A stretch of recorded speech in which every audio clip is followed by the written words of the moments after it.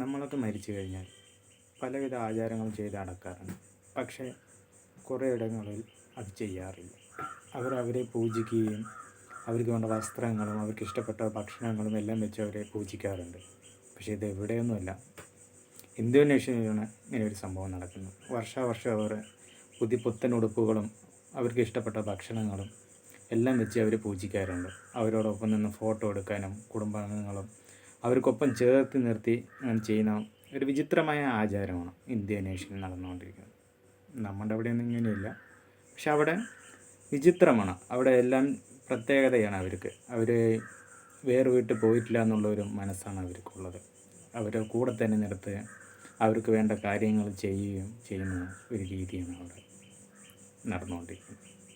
ഒരു പ്രത്യേകതരമായുള്ള ആചാരങ്ങൾ തന്നെയാണ് അവിടെ നടക്കുന്നത്.